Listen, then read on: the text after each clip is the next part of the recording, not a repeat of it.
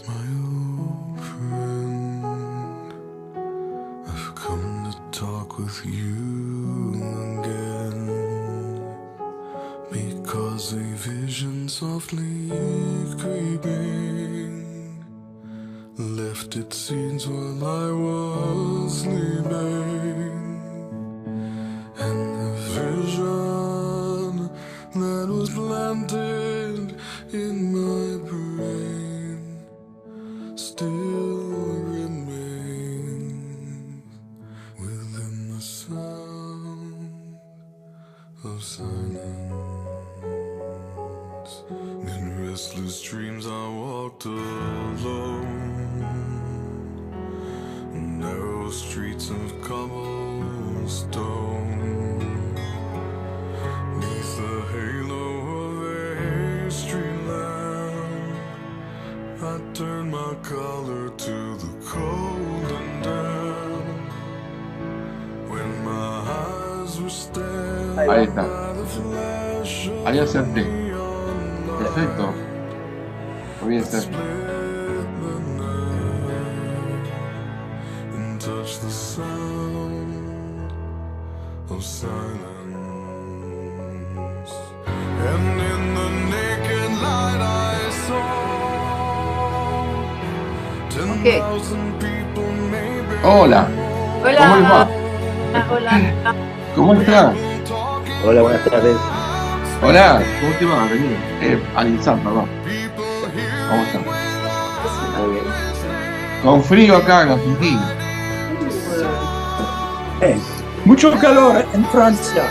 ¡Ay! Se reparte un poco, ¿eh? Le toca a ustedes y nos toca a nosotros. Bien. ¿Pensaron algunas preguntas sobre todo lo visto? Ahora no pregunta. Ah, surge en la marcha. Surge en la marcha. Está bien. Bueno, Hoy más que nada era, no preparé mucho argumento para no llenar con tanto y dar más lugar a ustedes a que puedan explayarse con preguntas o con temas que por ahí tengan curiosidad de saber y que quieran que los amplíe un poco más. Ustedes ya saben que todo lo que está dentro de mis posibilidades, dentro de lo que yo me acuerdo y tengo posibilidad de saberlo, se los voy a dar, ¿sí? Si no, acudiremos a los libros del maestro. Vamos juntos a buscarlo. Pero bueno, dentro de las posibilidades uno da su versión. Y siempre pienso yo que cada uno tuvo una experiencia diferente con el maestro.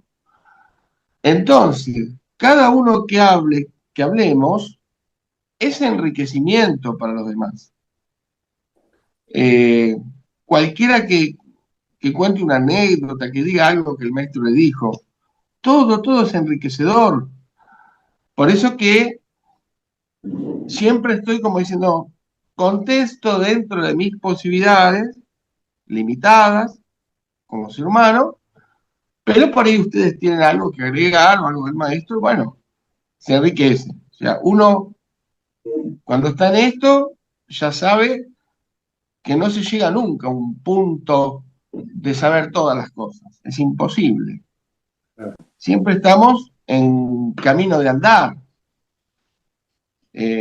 Por más que uno diga, bueno, ¿por qué me considero profesor? Me considero profesor porque el maestro una vez me dijo, vas a ser profesor.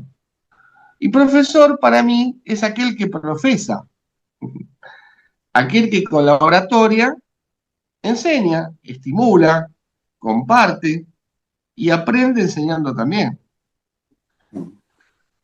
Pero nunca es de decir que uno ya se lo sabe todo, porque es imposible.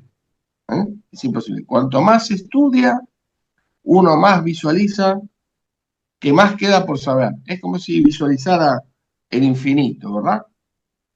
Así lo pondría yo. Entonces, bueno, siempre digo lo mismo. Pregunten lo que quieran y espero poder saberlo. Si está dentro de mis posibilidades, voy a tratar de enriquecer con mi granito de arena a ese grupo, ¿verdad? ¿Ingresaron? Todo bien. Sí, sí, sí, ahí ingresó Mario Dukelski. Ajá. Bueno, bueno, yo empezaría dando lugar a ustedes. Hoy los protagonistas de la conferencia son ustedes.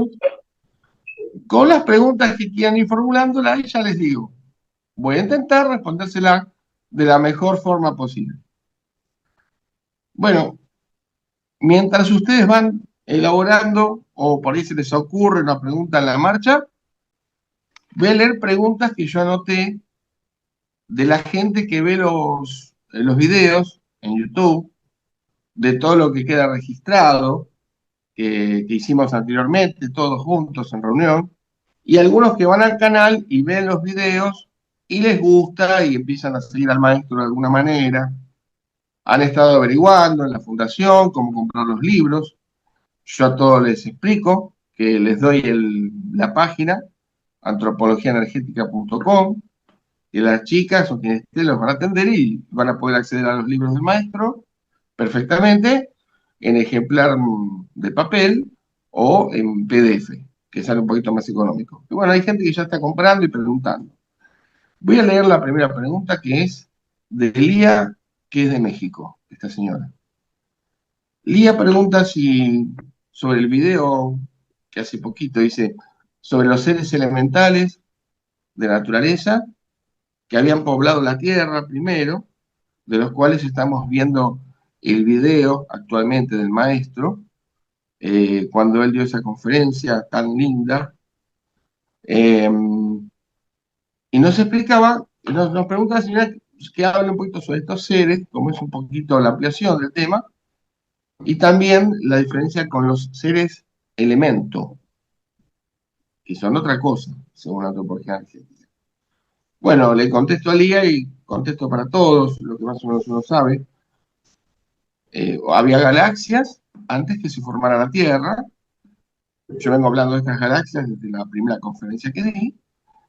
Y esas galaxias ya eran las encargadas de producir pequeños hologramas muy chiquititos, que son partículas que viajan con los rayos electromagnéticos de los astros.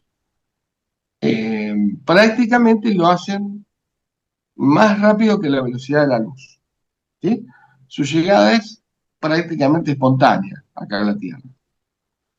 Y esos fotones o algunas partículas que no son fotones, pero que son también sin masa, que son energía, es decir, que pertenecen al plano cuántico del universo, esos fotones traen información. Según los que nos describe el maestro, llegan en forma de partículas con una geometría intrincada. No es la geometría euclidiana que aprendemos en el colegio con la regla, la escuadra y el compás. Es una geometría cósmica. Y como estamos hablando de hologramas, algunos habrán escuchado hablar de la geometría fractal. Las geometrías fractales se detectan en toda la naturaleza, sobre todo en las formas de las plantas, en la forma que crece la rama, el lecho, en la forma que se desarrolla un caracol marino, con sus espiras y demás, en la forma que se desarrolla una piña, un fruto de un pino, en la forma de floración. Hay flores, los brotes, las hojas, que siguen a patrones fractales perfectos. Entonces uno dice, ¿quién le da las formas así a la naturaleza? Tan perfectas en cuanto a los números, ¿no? Porque todo esto es matemática y geometría y se puede calcular una matemática y una geometría perfecta solamente observando la hoja de un helecho, ¿verdad? Entonces cuando estudiamos al maestro, él nos dice claramente que las partículas que le van a dar forma a las plantas, a las flores, a todo lo que es la vida sobre la Tierra, proviene de un grupo de galaxias que estaba antes de la Tierra un grupo de esos astros se dedicaron a enviar las formas para las plantas, acá en la Tierra, y de esa manera, cuando él explicó siempre, con un ejemplo sencillo, pero universal, cuando esas caen como si fueran semillas a la Tierra, entonces esas partículas se ven en un medio apropiado, es decir, tienen ya una sustancia vegetal, tienen una cierta humedad, tienen algunas sustancias químicas de los suelos, entonces germinan y dan la planta,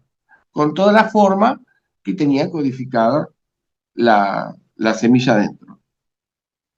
Eh, Todas estas semillas cósmicas llegan de la ingeniería de los astros y ya no tenemos duda de que esa geometría es fractal, justamente porque están manifestadas todas esas formas en el área vegetal de la naturaleza.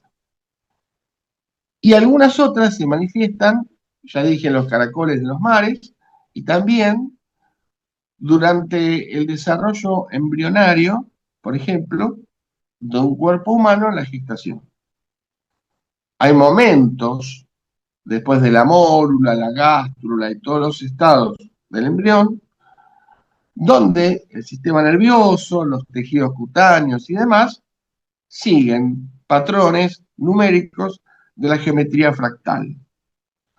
Es decir, que sin duda la geometría fractal es la que esas partículas contienen y es a la que se refería el maestro desde el principio que lo escuchamos, cuando hablaba de partículas cósmicas que llegaban a la Tierra y daban sus formas. Les propongo después, en cualquier red, o en YouTube, o en TikTok, lo que tengan a mano, o en Google, poner geometrías fractales y googlearlas para que uno vea lo intrincadas que son, pero sobre todo la belleza. La belleza que representan esas formas. Porque uno mirándolas se queda fascinado y dice, ¿cómo puede ser que el universo tenga tanta perfección? Y como bien nos decía el maestro, ¿dónde fue que aprendió Tata Dios? Porque es total y absolutamente asombroso. Bueno, dejando las geometrías fractales, los primeros seres que llegaron a la Tierra son los elementales, que algunos están, los que conocemos como gnomos, duendes, hay otras variedades de razas, pero nosotros nos vamos a remitir a gnomos, duendes y hadas. Hay seres del fuego, hay seres de la naturaleza en el mar, hay seres en los ríos, específicamente, que están en esos hábitats y son los primeros que le dieron formación corpórea a los primeros cuerpos biológicos en la Tierra. Es decir, vinieron a plantar la vida en el planeta. Por eso se los bien nombra los jardineros de la Tierra. Y asimismo son los que custodian los árboles valiosos, evolutivos, los árboles que tienen células de duendes adentro, eh, custodian cada nido de pájaro cuando ponen los huevitos y van a nacer los pichones, custodian los partos en los animales que nacen por partos. O sea, están custodiando los jardineros de la tierra, ellos, que permanentemente se lleve a cabo el plan exitoso de la vida sobre el planeta Tierra. Es decir, que sin duda es un trabajo directo para el creador y para el ser humano. En eso estamos. Y los seres elemento, de lo que habla el maestro, es distinto porque son seres de menor jerarquía biológica, como por ejemplo protozoarios, bacterias, eh, insectos y otros animales pequeños que el maestro los llama insectos, pero que en la zoología se lo conoce como lagartijas, murciélagos y demás, pero que en el campo energético, la jerarquía energética, te corresponden al nombre de insectos, ¿sí? Porque son involutivos, son limpiadores, ¿sí? Esa es una de las cosas que tenemos que distinguir bien. Todos esos seres, eh, los más pequeñitos, se conjugan, se unen entre sí y forman los organismos un poquito mayores.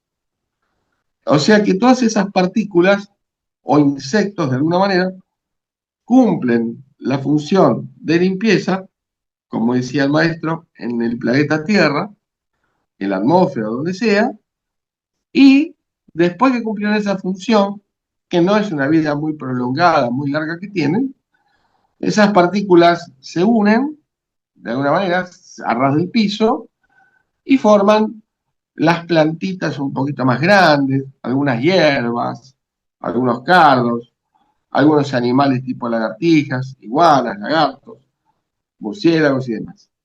Y algunos forman los insectos más grandes, ¿no? Hay insectos más chiquititos, que están siempre subterráneos, y otros insectos más grandes, que son los que vuelan y demás. Hasta llegar, por ejemplo, un gusano de seda, que es un insecto de un poquito más de superior vibración que una hormiga, por ejemplo, que una sola hormiga, ¿no? Ya sabemos que a un hormiguero entero lo puede regir un solo periceo rector. O sea que un solo periceo rector puede ser la mente de todo un hormiguero entero, ¿sí?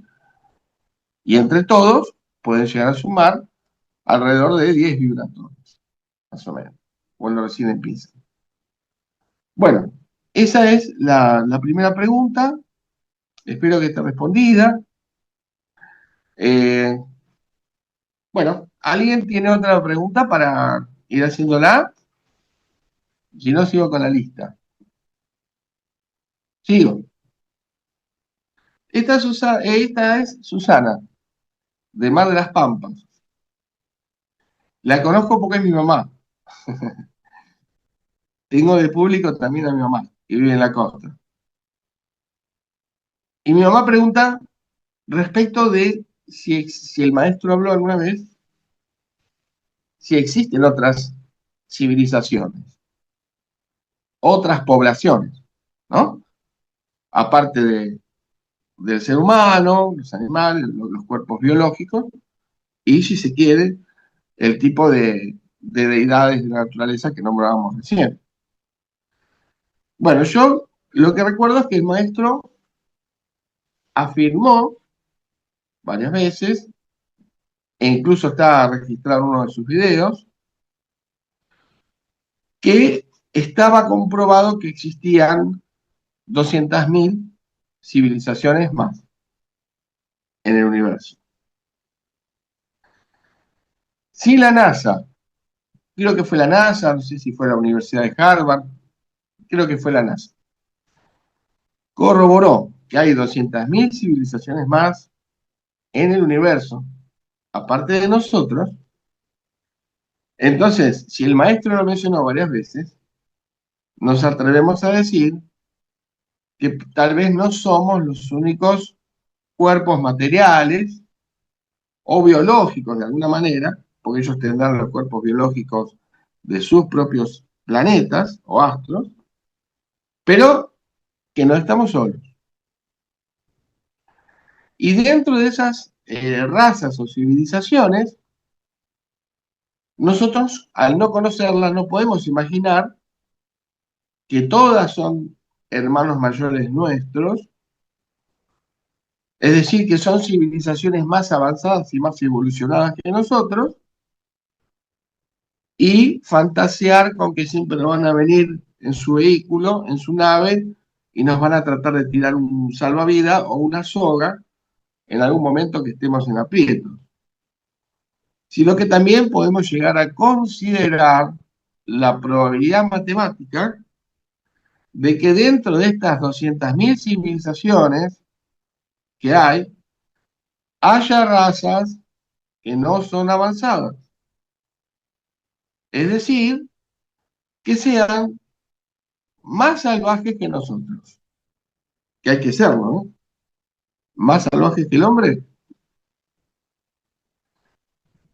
Dejando de lado el chiste, es muy posible que haya civilizaciones que de alguna manera, si no tuviéramos las protecciones de los portales energéticos que tenemos en la Tierra, es decir, que esto es viña del Señor, esto está reservado para el hombre, para el ser humano, supongo que estas razas, civilizaciones, estos seres, podrían perjudicarnos de alguna manera, al igual que nos perjudican los parásitos en la escala biológica, en la realidad biológica. Así que bueno, dejamos a las otras civilizaciones en paz, que evolucionen, que crezcan en su plano, y nosotros nos volvemos a ubicar en nuestra línea, que es a la que realmente se dedicó el maestro con antropología energética. Bueno, la tercera pregunta que me llegó, la tengo acá en la tarjeta escrita, es Roxana de Castelar, que hoy pidió disculpas, no pudo estar presente porque operaba en un familiar, pero siempre está presente en las charlas. Y me dice que una vez, en una publicidad de TikTok, yo anuncié, creo que fue el año pasado, anuncié una conferencia sobre las enfermedades del alma.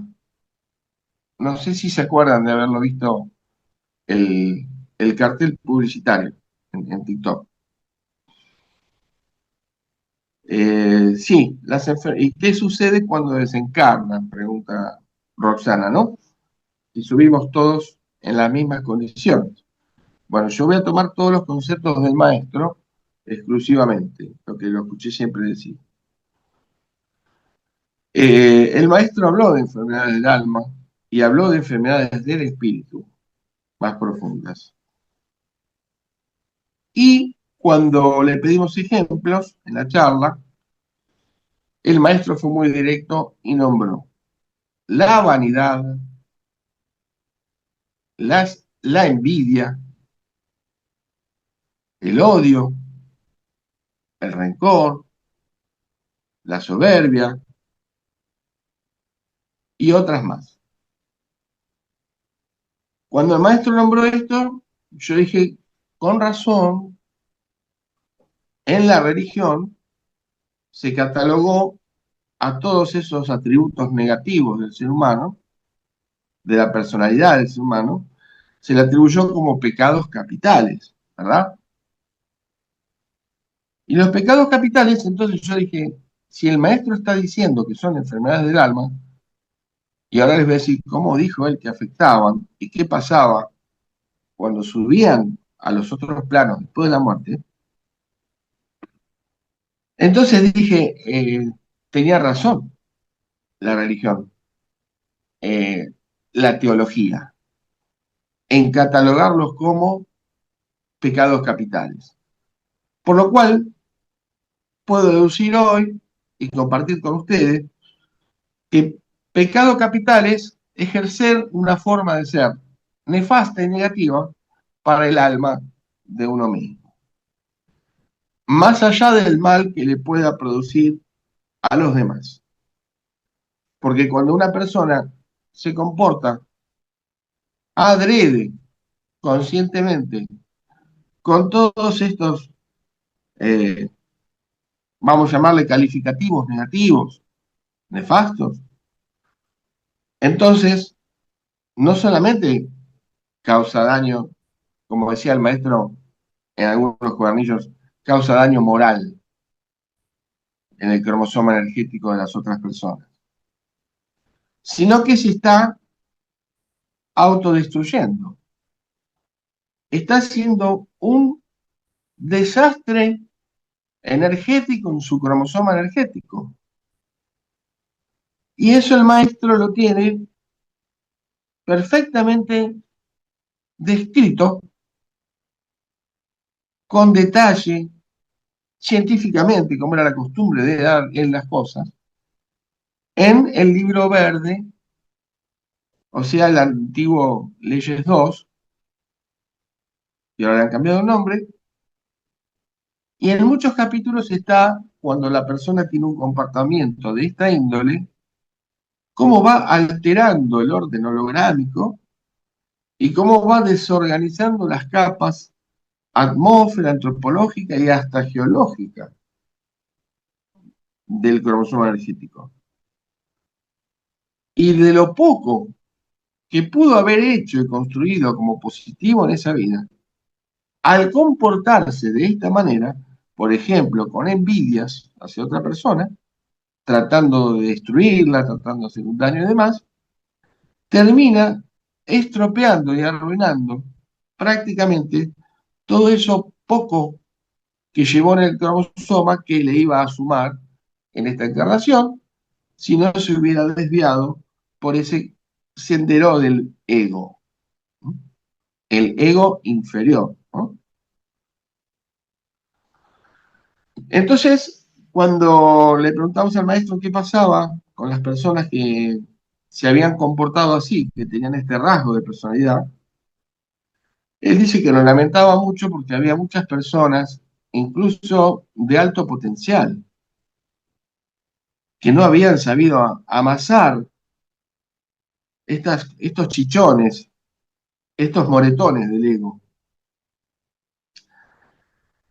y que a pesar del alto potencial y todo lo que habían estudiado y demás, llegaban a enfermar el alma de tal manera que cuando subían a su plano después de la muerte, los derivaban, eran derivados directamente a hospitales astrales que había, que hay en los planos de allá arriba, donde médicos especializados lo van a empezar a rehabilitar o recomponer en un proceso muy lento de muchos años y que cuando se recuperara, lo más probable es que tuviese que bajar a repetir el plano de encarnación que no supo cumplir por las buenas. Ahí nos enteramos yo, la novedad fue enterarnos de que realmente los pecados capitales dañan el alma, que no es algo que después, como muchos creen, a la muerte todo eso se desprende acá como residuo y queda en la tierra, y como digo yo, se lo lleva el viento. No, el maestro nos corroboró que no. Estas personas van a subir tal como si fueron de acá de la tierra. Como le dijo en varias conferencias el maestro. El que estaba acostumbrado a cazar acá, a matar animales, cuando pase al otro lado, va a seguir cazando, va a seguir matando animales. El que es bruto, acá en la tierra, dijo él, no vayan a creer que porque murió ya se hizo sabio. ¿Eh? Sube bruto allá arriba. Y por otro lado, él dijo que hay que subir con todo el mayor conocimiento y la sabiduría posible, porque de esa forma vamos a encontrar nuestro lugar en el espacio-tiempo cuando subamos a nuestro plano de frecuencia. Quiere decir que las personas que tienen estos rasgos de maldad, de inferioridad, por decirlo de alguna manera, y lo ejercen acá en la Tierra, sí pueden estar haciendo un daño moral a la otra persona. Sí, cómo no. Pueden hasta destruir una vida, pueden destruir familias, pueden destruir instituciones, pueden destruir la obra entera de un maestro. Sí, lo pueden hacer. Pero no nos olvidemos que se están autodestruyendo ellos también. Así que, Roxana, creo que la respuesta está completa y lo mejor que hay es desarrollar, pienso yo, lo que puse en un video que hablaba de que cuando uno ya estaba crecidito acá en la Tierra, ya era consciente de muchas cosas, y más, con más razón cuando se conoce lo del maestro, desarrollar una especie de espejo donde uno cada tanto se mira a sí mismo y desarrolla un gran poder de autoobservación. A ver cómo vengo siendo yo con los demás en la subsistencia y en ciertas circunstancias. Y si no sé de dónde provienen esos impulsos que me llevan a estas enfermedades del alma, suponer que puede llegar a venir de otra encarnación, que lo hayamos traído para corregirlo, porque todavía no lo hemos corregido como individuos, acá en la psicología de la biología, sino que arrastramos todo ese bagaje también, y tenemos como primera tarea hacer la terapia sobre eso, encontrar la causa y a autocorregirnos. No solamente porque se puede, sino porque es nuestra obligación dentro de lo que es la evolución en un cuerpo. Y de esa manera está en nuestras manos salvar, de alguna manera, nuestra alma. Bueno, a esta la doy por cerradita también. Escucho preguntas que tengan o algún tema que se acuerden que quiera que yo amplíe. A ver, alguien de los que están del otro lado, pues yo no veo a nadie acá, ¿eh? Ah, yo Beatriz, no sé si me escuchás porque tenemos No, una no, conexión sí. malísima hoy. No, recién ahora los veo. Acuérdense que yo no los veo. Estoy hablando al celular. Eh, ahora, sí, adelante. Voy a hacer una pregunta con respecto al cúmulo cuando va desencarnando, que va dejando los microorganismos ¿viste? A medida que va subiendo. Cuando vuelve a encarnar, ¿vuelve a tomar esos mismos microorganismos que dejó?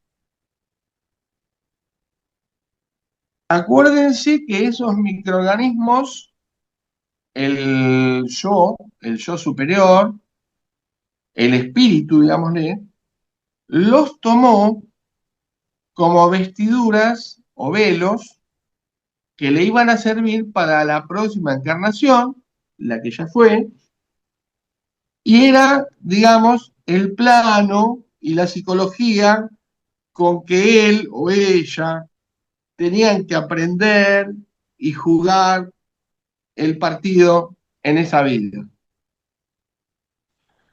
Quiere decir que por el solo hecho de subsistir, ya esos microorganismos están viviendo en una época más avanzada en la Tierra, unas décadas más adelante de cuando los dejaron el ser anterior en la atmósfera que había desencarnado. Quieras o no, el hecho de estar en fricción en un cuerpo, en una época más avanzada, con un yo nuevo que los tomó, esos microorganismos adquieren otro movimiento evolutivo. Sí o sí, el ser los va a hacer evolucionar. Es decir, el contacto en una carne, en el nuevo cuerpo, ya de por sí, esos microorganismos adquieren una evolución un poquito mayor que cuando él los había recogido de otro ser y los había tomado para bajar. Quiere decir que cuando los deje, los va a dejar en un plano un poquito más alto, vibracional. Los va a dejar evolucionados. Y ahí es donde dice, porque si hablamos de microorganismos, también estamos hablando de las células equipo que componen la parte de la psicología de la biología. Esas también las devuelven. Todo este conjunto de microorganismos y células de la biología energética se devolverán un poco más avanzadas, dado solamente el movimiento de vida de subsistencia del ser que las está dejando. Entonces el maestro dice que de esa manera uno devuelve el cuerpo energético que la naturaleza nos prestó, entonces lo devuelve con un poco más, digamos, como con intereses. Los devuelve con intereses, ¿sí? A mí me prestaron un microorganismo, yo le di evolución en la fricción de vida y lo devolví un poquito más alto, ese capital del que tomé. Y de Discúlpame, esa manera Antonio, se me va queda un dando... minuto de esta primera ¿Un parte. minuto? Me queda un minuto. Bueno, y 45 los espero a todos. Seguiremos hablando, charlando un poquito más de huellas perdidas.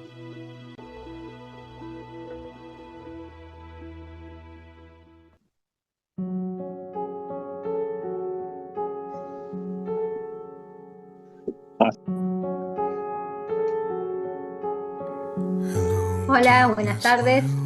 Hola, hola, ¿cómo estás, Diana? ¿Cómo estás? Bien. Algunos están entrando recién ahora. No son Bien, todos. Sí, sí. bien, Pues está, bien. algunos que estaban en tren, otros tenían trabajo, van a entrar ahora. Se van a acomodar. Bueno, estamos. ¿Están todos? Bueno, ¿y 46? ¿Quieren empezar, Betty y Juan, y con otra pregunta tienen? Está bien. Respecto a la energía perisomática, que vos en otras charlas dijiste que tenemos un cupo, una cantidad que hay que cuidarla porque nos tiene que durar lo más posible, porque cuando se termina ya es la muerte. Yo quería saber esa cantidad de energía perisomática, ¿quién te la da? Y si es para todos iguales. Bueno, se adquiere en el plano máximo cuando el cúmulo, dice el maestro, ha concluido su periodo de letargo, arriba de todo, que es el máximo plano de frecuencia que puede dar ese cúmulo, y el cúmulo se encuentra en su plano de frecuencia. Se encuentra como en casa, como quien dice. Ese cúmulo empieza a emitir, lo primero que hace es empezar a tomar la energía perisomática o espacial perisomática del potencial vibracional que está ahí, en la parte más alta. O sea, que toma del máximo potencial de perisomática, después cuando va descendiendo va tomando de los otros estratos, también atmosféricos, entonces ahí la tomará de un poco de menor potencial. Ahí es donde la adquiere. Y la adquiere también, si hablamos de cupo y hablamos de cantidad, también hablamos de la cantidad de energía perisomática que puede llegar a necesitar ese ser para cumplir con la misión o con la tarea que viene a hacer a la Tierra. Por ejemplo, hemos leído en el libro verde del maestro que a determinada cantidad de deseos que se usan, que llega a un total aproximado de 320 en las últimas vidas, por ahí al ser humano le quedaban un par de deseos para usar, para desplegar, para consumir. Entonces, la próxima encarnación en la Tierra, la próxima vida, iba a durar lo que durara la utilización de esos deseos. O sea que puede ser una persona que fallece joven, ¿sí? Entonces, de acuerdo al periodo de vida que va a bajar, es la cantidad de perisomática que se le da. Pero, como la mayoría de las muertes prematuras o jóvenes son accidentales, la energía perisomática casi siempre sobra. Y a veces, dice el maestro investigando los cementerios y todo el proceso post-mortem, suele ser un problema, suele ser un obstáculo, porque mientras esté la energía perisomática con lo que es la descomposición del el yo, no se puede desprender. Porque recordemos que la energía perisomática es el factor que los mantiene unidos al yo y a la energía biológica.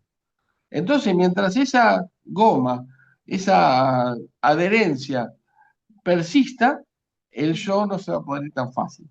Y ahí le agradecemos el trabajo a todos los insectos de naturaleza que se comen esa energía perisomática y algunas plantas, como por ejemplo las trepadoras, las hiedras, ¿eh? Que van y las consumen a esa energía perisomática que sobró y que está molestando. Y la cantidad que traemos no es, ay, perdón, todos no es la misma, no es la misma. ¿Eh? Varía según el trabajo, las tareas que tenemos que realizar. Pero hay perisomas, como decía él, que han durado muchísimos años en la Tierra, ¿eh? Son perisomas especiales, ¿sí? Bueno, está entonces. Si te Bueno, quiero, ¿alguien más? te puedo agregar algo Bueno, más. Gracias. Sí, sí, agrega algo al Insan. No, por favor, Betty. Agrega al Por Insan. eso, por eso la importancia de la cremación, justamente para que el desprendimiento biológico sea instantáneo y pueda ascender al cúmulo.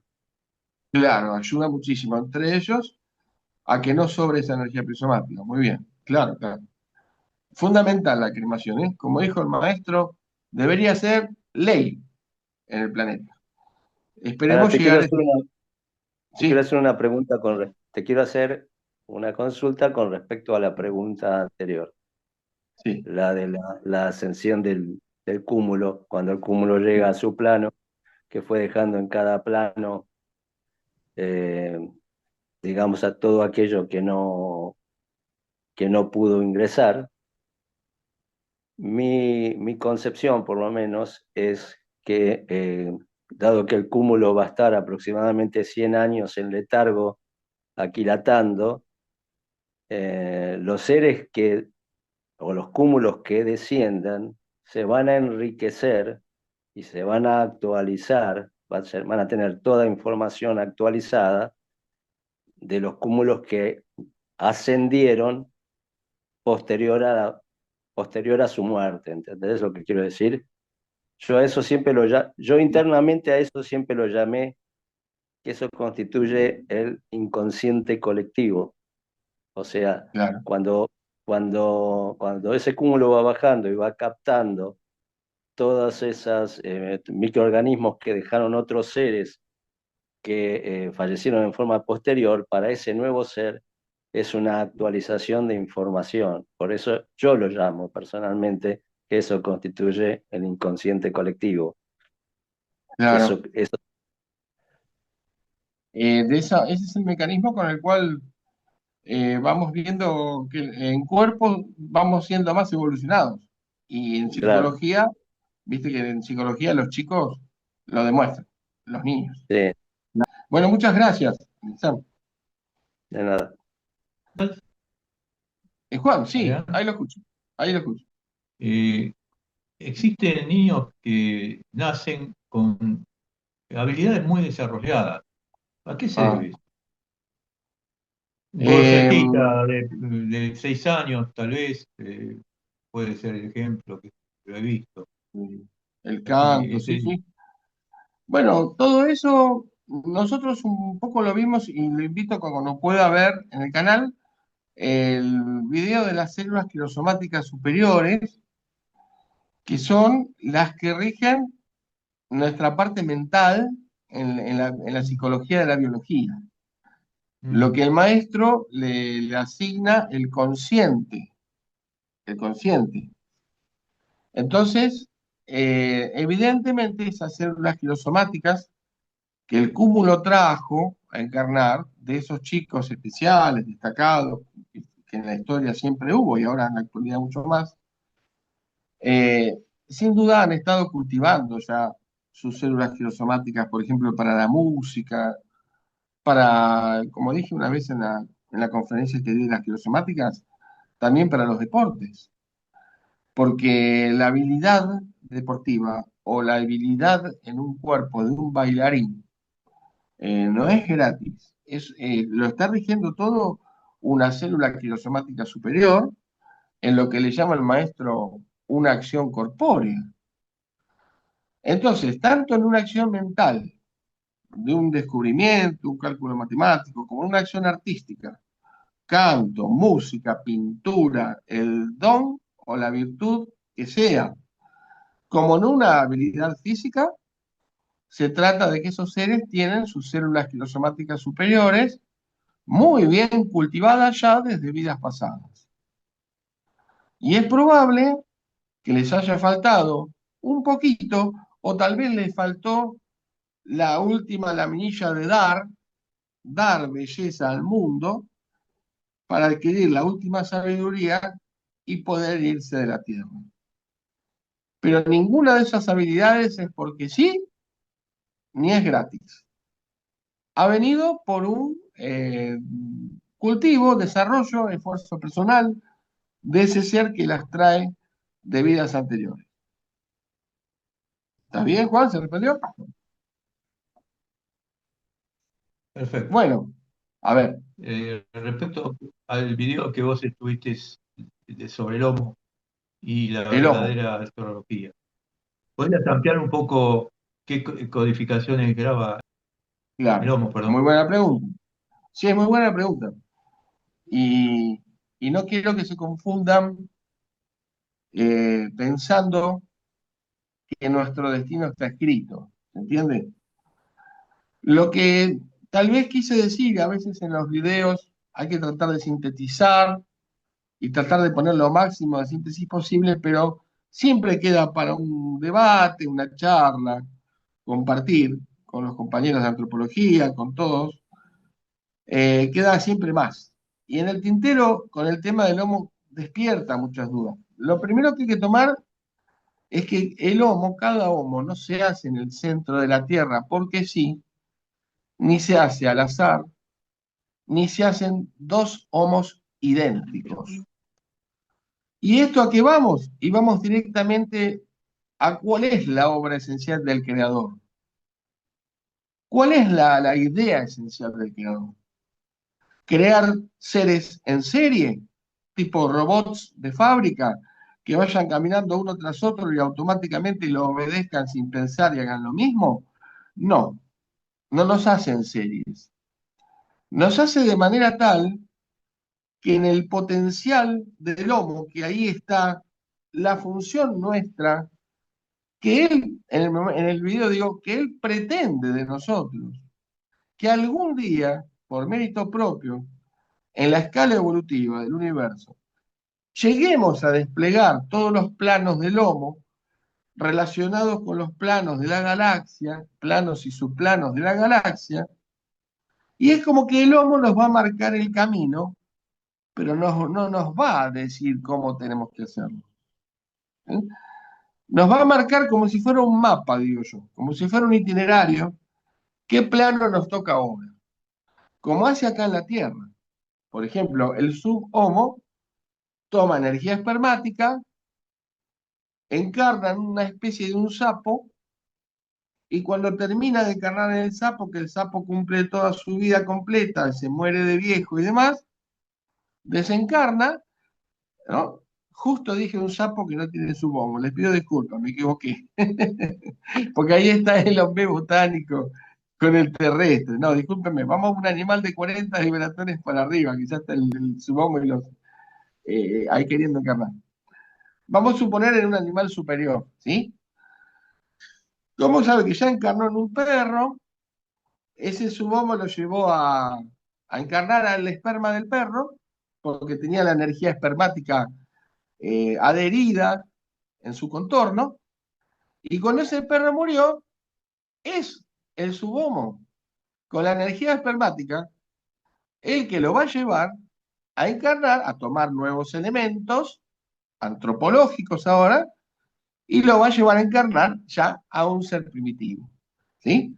Así como el Homo va guiando cuál es la escala corpórea, biológica en la Tierra, a través de la energía espermática y demás, el Homo en la galaxia va a ir guiándonos en qué planos y subplanos nosotros vamos a desplegar nuestro potencial y hacer el trabajo evolutivo propio que tenemos que hacer e ir potencializándonos y superando cada plano. ¿Sí? pero no es que el Homo nos va a decir ni cómo tenemos que hacer cuando lleguemos ni nada, porque ni Dios lo sabe. Ni Dios sabe cómo vamos a hacer cuando lleguemos a Él.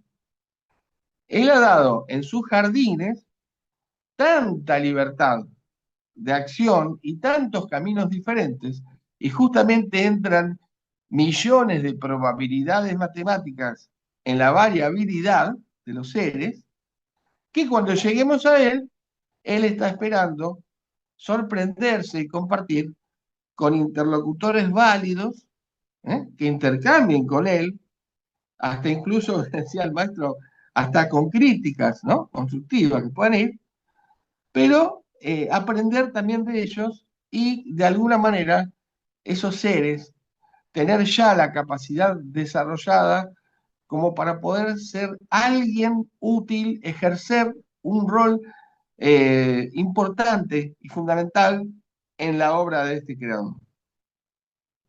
Pero la llegada la hacemos nosotros y vamos a hacer según nos vayamos formando y según la psicología que vayamos obteniendo como experiencia, ¿sí?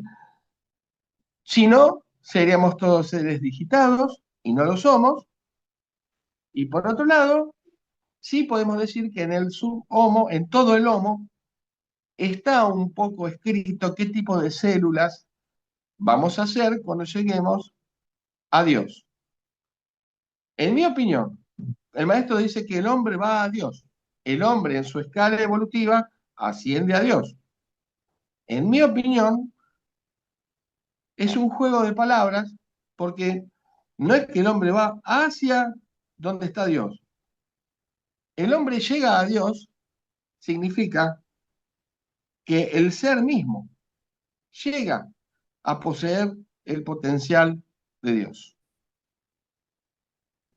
Y ahí vamos a estar en igualdad de frecuencias con el Creador, y si el Creador baja a su morada, que es la dimensión vigésima, y se pone a nuestra altura, podremos dialogar con Él. Pero ya en el Homo, ya tenemos en la semilla qué tipo de células vamos a hacer. Si vamos a hacer células pedagógicas, si vamos a hacer células limpiadoras, si vamos a hacer células metabolizadoras, si vamos a hacer células que estabilicen y que hagan planos nuevos, o vaya a saber Dios para qué nos hizo. En el Homo eso está. ¿Qué tipo de células somos de semilla? Está. Pero cómo vamos a hacer, ni cuándo vamos a llegar, ni de la manera que lo vamos a ejercer, eso está todo en el libre albedrío. No hay nada escrito. Es más, cuando habla con Maes le dice, ojalá todos lleguen. Ojalá. Tampoco él sabe. ¿Sí? Bueno, Hola. solamente voy a decir algo Gracias. No, al contrario. Solamente voy a decir algo que muy breve, que es algo que yo quedé en contar y que, bueno, no quiero faltar a mi palabra. El relato lo voy a hacer muy breve, no me voy a explayar mucho. Yo llegué al maestro cuando era un jovencito, tendría 15 años, ¿no? Me ocurrían cosas, fenómenos de clarividencia y algunas otras cosas que eran extrañas para mi época y poco común en los chicos de mi edad y todo. Entonces llegó un momento que prácticamente yo a los 14, 15 años empecé a temer que estuviera loco, que tuviera un problema, en base a lo que me pasaba. No porque sí, mi mamá llega a la gimnasia energética y de la gimnasia energética llegó al maestro. Cuando llegó al maestro, la primera conferencia que vi, que fui a ver de él, es la que están proyectando ahora en Fundación de los ñomos, de los duendes. Entonces cuando vi que todo ese mundo existía, el que yo a veces veía, y vi que el maestro lo veía en forma natural y mucho más allá, y también escuché que la esposa de él también los veía. Entonces fue un gran alivio para mí, porque yo realmente ahí empecé a pensar, y digo, que no estaba loco, digo, menos mal, porque no es fácil vivir con eso. No es fácil vivir con todo lo que a uno le pasaba. Y también las dudas espirituales, ¿no? ¿Dónde vamos a la muerte? ¿Qué pasa? Y un montón de cosas. Yo cuando encontré los libros del maestro, que los empecé a leer a los 16, no sé cómo, sin conocer la materia, dije, esto es lo que yo estaba buscando. Y a la vez decía, estoy en casa. Llegué a casa. Cuando pasó un tiempo, tenía yo como profesor muy avanzado el profesor Mario Echemendi, que ya pasó a otro plano, Mario. Era de la primera camada, de la vieja escuela, de los primeros alumnos que tenía el maestro. Y Mario Echemendi se esforzaba muchísimo dándonos clases de antropología energética todos los domingos en Castelar, y también me daba clases en forma particular en la casa de él, en el departamento que tenía en Capital. Me acuerdo de él sentado en un sillón, yo en otro, y hacíamos clases particulares. Y el profesor Echemendi era muy amigo del maestro, muy cercano. Incluso Echemendi lo llevaba en el auto, lo traía, lo llevaba hasta las lagunas de la ruta a ver las aves zancudas, a ver los cúmulos que venían del mar, todo eso me contaba Echemendi. Y yo como ya estaba copadísimo con Severio, había encontrado mi ídolo, mi héroe de la adolescencia. El doctor Echemendi me contaba anécdotas que ellos hablaban con el maestro, porque por ejemplo se reunían a almorzar, por ejemplo, cada 15 días, ¿no? Con él, con la esposa y demás, y el maestro iba y venía donde el maestro, perdón, Echemendi iba y venía donde el maestro estaba y me traía chismes de cosas interesantísimas que el maestro revelaba y decía, así en una mesa dentro de casa. Y yo me enteraba, y en un momento me empezó a decir él que el maestro me tenía muchísimo aprecio a mí, muchísimo aprecio, que me quería muchísimo. Te tiene un afecto especial el maestro, tiene un afecto especial. Y yo decía, ¿por qué? No lo conozco, solamente lo fui a escuchar una sola vez y allá con los gnomos y leo sus libros y punto. Y resulta que con el tiempo Mario Chemendi, el maestro, le mandó a decirme que me había conocido en la antigua China.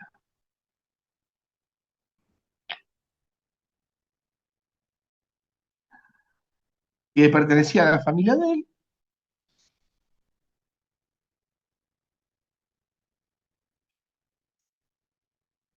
y que había tenido un vínculo de parentesco muy cercano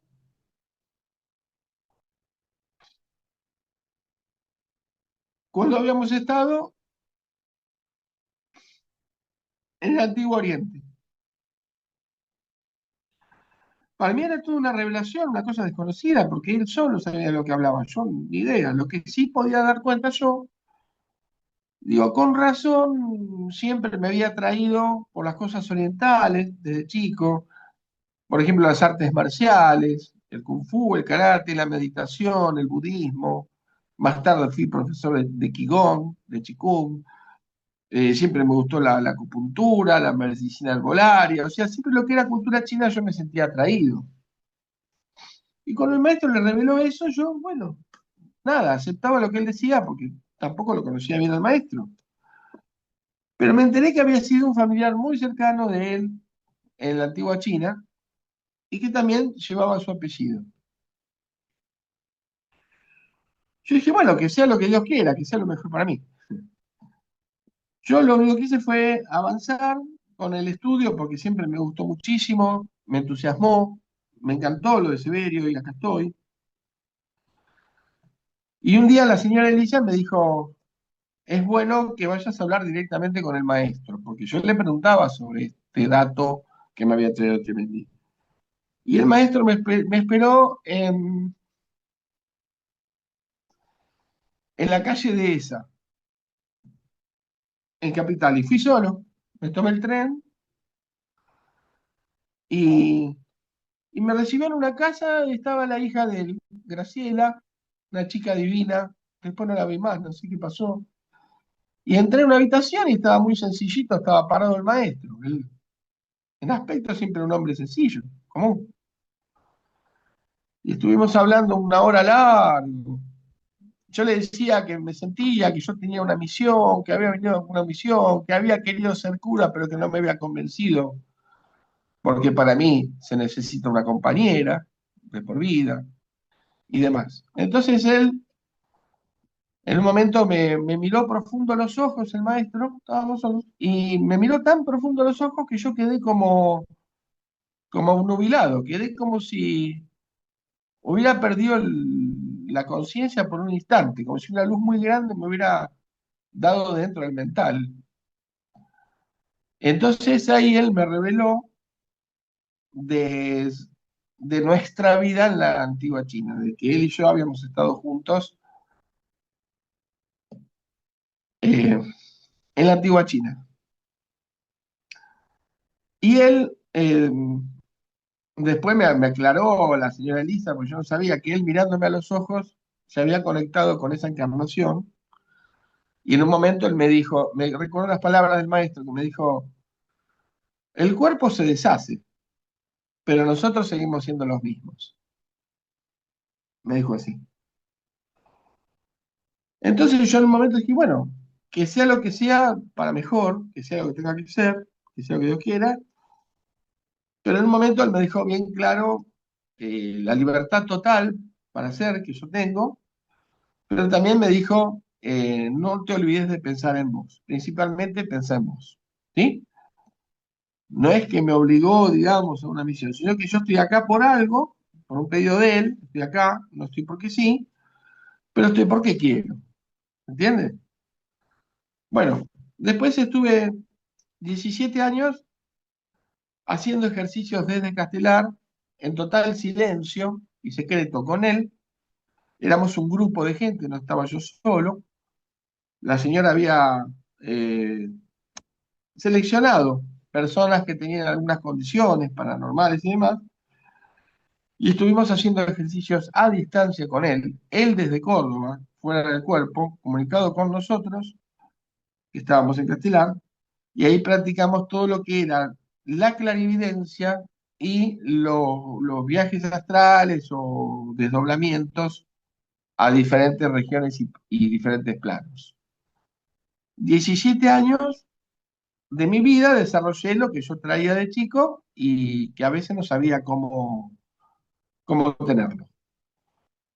O sea que, por más que, digamos, acá en la Tierra yo lo haya visto pocas veces al maestro, estuvimos muchas veces conectados de forma inalámbrica, de otra manera. Y ese vínculo telepático se extiende. Bueno, es lo último que yo quería decir. Me sentía en deuda con eso. Y bueno, eh, simplemente decir que si hay alguna otra pregunta de los temas que hablamos, para responder, que vamos a aprovechar los minutos que nos quedan. Y nada más. Y gracias por escucharme. Hola Adrián, ¿cómo estás? De Hola, tanto sí, ¿cómo tiempo que estás? nos conocemos casi 40 años, ¿no? De aquella Vos, época vos con sos Semelio, una de los de del las, grupo. las Vos del sos una grupo de y las una del de las grupo primeras y también. Soy vidente, trabajamos, juntos sí, siempre. trabajamos. Y también recibo mensajes del maestro y estamos juntos. Y recibí algo importante porque yo tuve un accidente en la rótula y vos me dijiste algo muy maravilloso, que el maestro iba a estar cuando me operen en otro plano, cuidándome, y vos también. En un quirófano, en un El quirófano quirófano, especial. ahí estaba. Y bueno, yo me acuerdo perfectamente que me operaron el 4 de junio y pasó exactamente igual. Estaba lleno de ángeles, arcángeles y arriba los vi a ellos trabajando. Fue extraordinario, Todo Adrián. eso lo organiza el maestro en otro plano. Y la verdad te lo agradezco, pero él está. No, te agradezco yo que estás atestiguando de que todo esto es posible Sí, es y, posible. Te digo y que no más, son, y que no son invenciones mías. no, no son invenciones tuyas. Y te digo más, se lo dije a un médico cuando me estaban poniendo la igual. Yo le dije, soy reikista, ¿viste? Y, ¿qué reikista? Y acá hay ángeles, arcángeles y hay maestros, médicos, astrales y todo. Le dije, está bueno, yo le digo, Claro, mientras ustedes me operaban, arriba también me estaban operando. Y era con el claro. maestro y estabas vos. Por eso te Al- al- digo. al- Algunos te van a creer y otros no, pero bueno, uno lo dice. Uno lo dice. Y lo más Eh, importante es tener fe y hacerlo todo con amor. claro, así como el maestro dispuso esa intervención quirúrgica astral, por decirlo de alguna manera, para el caso tuyo, yo ya vi otras personas que también lo hizo eso el maestro, ¿eh? En otras personas también lo hizo, de otras afecciones, ¿verdad? Sí, sí, sí. Pero esas operaciones astrales él las hace y bueno, lo que viaja a ese plano donde el maestro prepara a todos esos médicos especiales es el cuerpo astral de la persona, es el cuerpo astral tuyo. Ese es el Sí, que viaja a ese plano. Eso es lo que sí, ellos operan. sí, es así. Gracias, gracias, No, Diana. ¿cómo no lo voy a Gracias. decir? Aparte, el maestro siempre era contundente, siempre nos enseñaba todo con amor y seguir avanzando y nunca detenerse. Sí, sí, sí, sí, sí. Gracias. Fundamental. Gracias, gracias. Bueno, ¿alguien más quiere preguntar algo de los temas de los videos? Yo por lo menos ya cumplí la promesa, ya está. Ya está, pero yo Ahora te quiero vamos. hacer una pregunta. El Sí, maestro nos daba símbolos con las vidas que teníamos sí, y nos dijo a cada persona, nos dijo la vida que teníamos cada uno. Esos símbolos, ¿qué significan? O, bien. Lo que vos hablás es de lo que los viejos severianos también pasaron con el maestro la experiencia que cuando él nos daba el medallón, ¿se acuerdan? sí, exacto.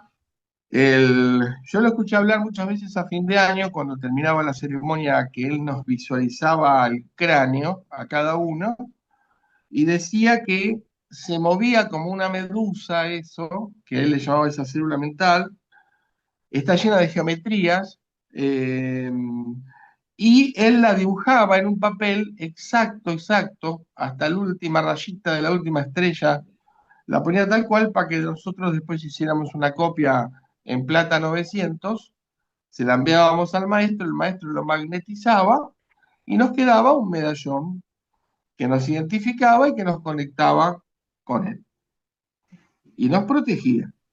Ese fue el famoso medallón.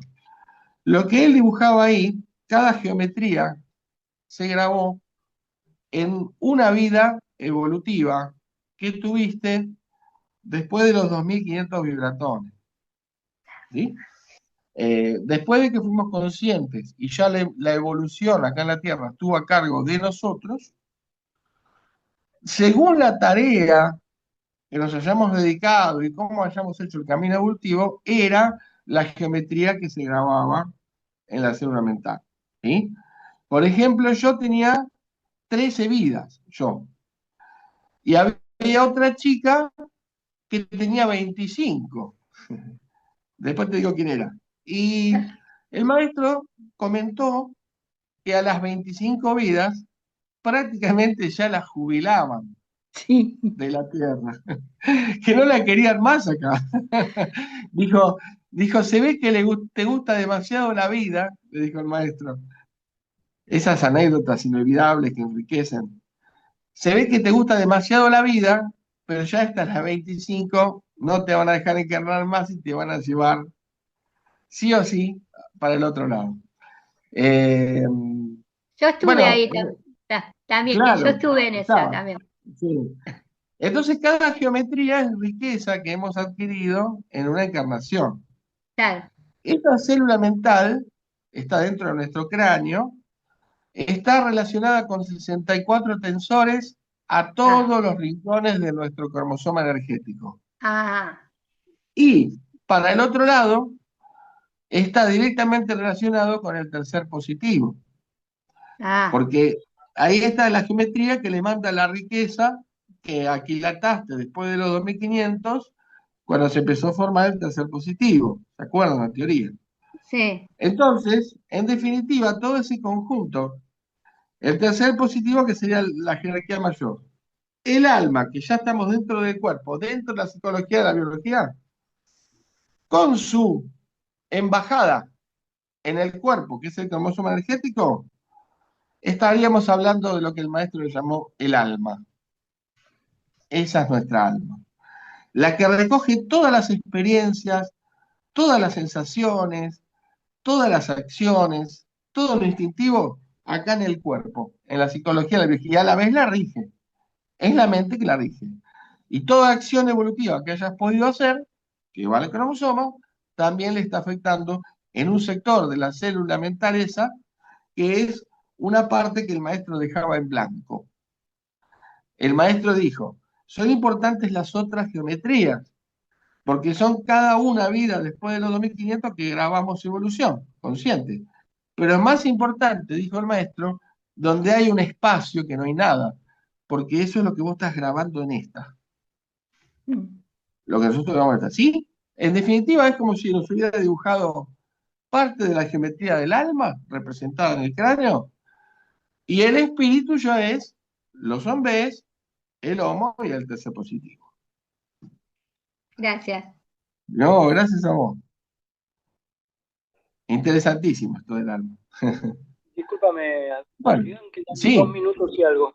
2 minutos y algo. Bueno, muchas gracias a todos. No se escribió programa. Hoy fluía como fluía.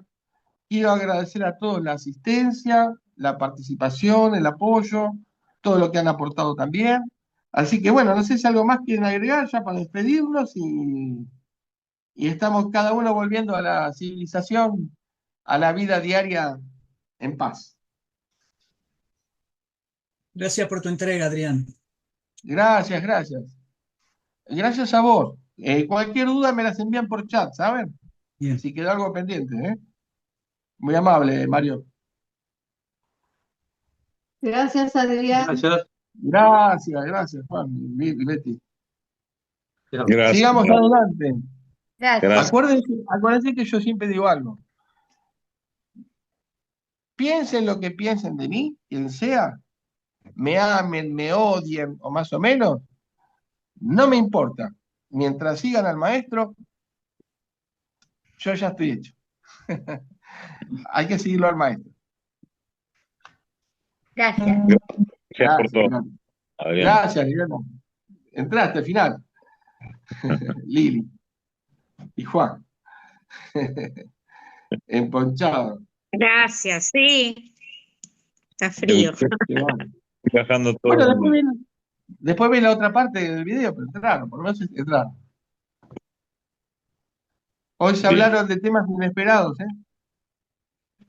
Hoy estuvimos nosotros con el macrocosmo. Sí. Jugamos. A veces afloran los sentimientos cuando uno no prepara las cosas, ¿no? Y recordar cosas así que me dijo el maestro, que en su momento fue tan revelador.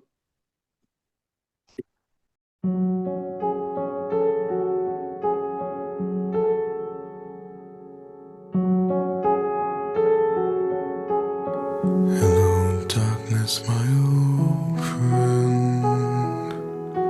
I've come to talk with you again, because a vision softly creeping left its seeds while I was sleeping, and the vision that was planted in my brain still remains within the sound of silence. In restless dreams I walked alone, narrow streets of cobblestone, neath the halo of a street lamp.